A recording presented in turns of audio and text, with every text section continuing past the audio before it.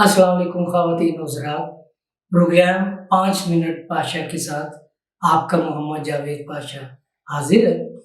ख़वातीन व हज़रात, चीज़ें दुनिया में इतनी दिलचस्प होती हैं और तारीख़ी भी होती हैं और मालूमाती भी होती हैं कि उन पे बातचीत करें या उनके बारे में लिखा जाए तो वो इतना दिलचस्प होता है और इतना ज़्यादा पढ़ा जाता है, सुना जाता है कि सब दुनिया उस पे जो है गिर पड़ती है, टूटती है, खरीदती है, पढ़ती है।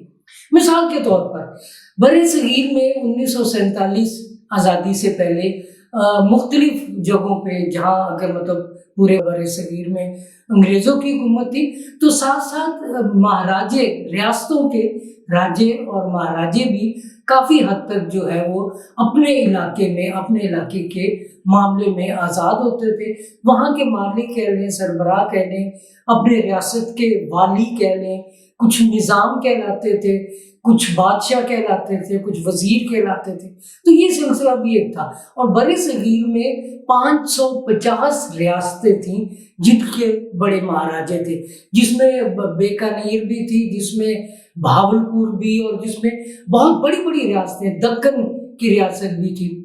अच्छा, इनके जो राजे महाराजे थे, पढ़े लिखे भी थे, ज़हीन भी थे और बाज़ बड़े अजीबो-गरीब आदात के मालिक भी थे। मिसाल के तौर पर एक रियासत के राजा को इस चीज़ का जुनून था कि वो बोलियों में हिस्सा लेता था, नीलामियों में। वो कहीं से गुज़र रही है, शाही सवारी गुज़र रही है, उसने देखा कोई चीज़ नीलाम हो रही है, रुका लेता था, रुक जाओ। हाथी खड़े हो गए, घोड़े खड़े हो गए, सारे सिपहसालार खड़े हो गए, रियाया खड़े हो गए और उसने देखा कि हाँ, कि ये चीज़ नीलाम हो रही है, बहुत खूबसूरत ऊँट या बहुत खूबसूरत घोड़ा नीलाम हो रहा है। तो किसी ने बोली थी 5,000 की, इसने महाराजा नीचे उतरा, उसने कहा 10,000, उसने कहा 20,000, उसने कहा 30,000, 40,000, 50,000, यहाँ तक कि बढ़ के बोली दे के वो चीज़ खरीद लेता था और फिर कहता था कि मेरा मुकाबला करोगे, मुझसे बोली लड़ाते हो, देखो जरा तुम कैसे जीतते हो। इस तरह उस राजा ने जो है अपने महल के बड़े से स्टोर में बेकार सी चीजें इकट्ठी कर ली थी जो नीलामी में बोली जीत की हासिल की थी। और लोग भी बड़े समझदार थे उस रियासत के, वो देखते थे कि बादशाह सलामत की आज सवारी गुजरनी है, वो एक खटारा सी चीज रख के उस पर नीलामी शुरू कर देते थे, बोली शुरू कर देते थे। बादशाह सलामत ने देखा और बढ़ के बोल रही थी, इतनी बढ़ के दी कि वो उसका कोई ज़ाहिर मुकाबला नहीं कर सकता था और बैठे बैठाए उन लोगों की आमदनी हो जाती थी। इसी तरह जो बादशाह थे, जो मुग़ल शहज़ादे थे और मुग़ल बादशाह थे, उनके भी बड़े किस्से हैं और बड़ी बातें हैं, बड़ी दरियादिली भी हैं। कुछ लोगों ने उनको मज़ाक के तौर पर किताबों में, ड्रामों में और फ़िल्मों में भी किया है।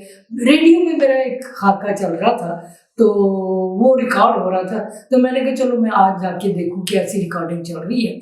तो ख़वातीन हज़रात, जब मैं रेडियो स्टेशन पहुँचा तो उन्होंने बताया कि जी ये बड़ा मसला पड़ गया, ये खाका रिकॉर्ड नहीं हो रहा।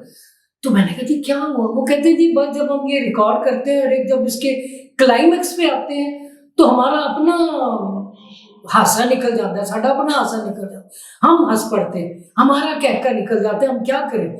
हमने 5 दफ़ा रिकॉर्डिंग की है और जब उस क्लाइमेक्स पे आते हैं आर्टिस्ट की अपनी हंसी निकल जाती है। तो मैंने कहा मसला क्या है?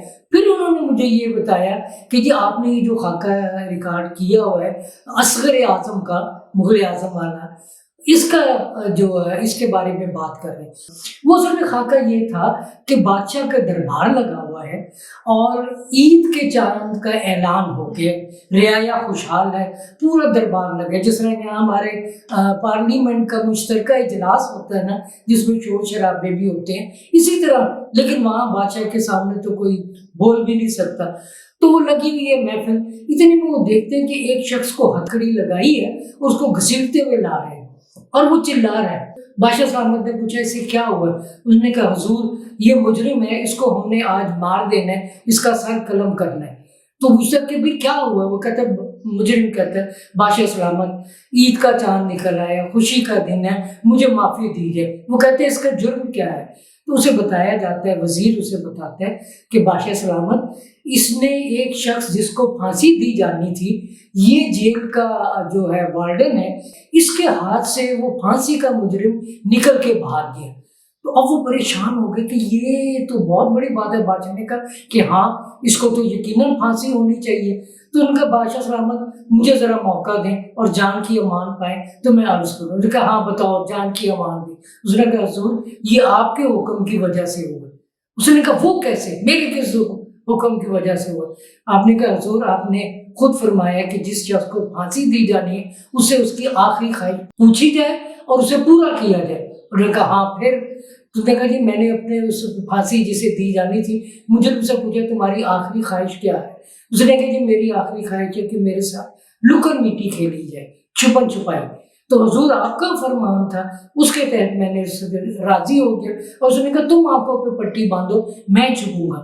اب ظاہر ہے حضور آپ کا فرمان تھا کہ اس کی خواہش پوری کرنی ہے. میں نے آنکھوں پہ پٹی باندھ دی، وہ شخص چھپ گیا.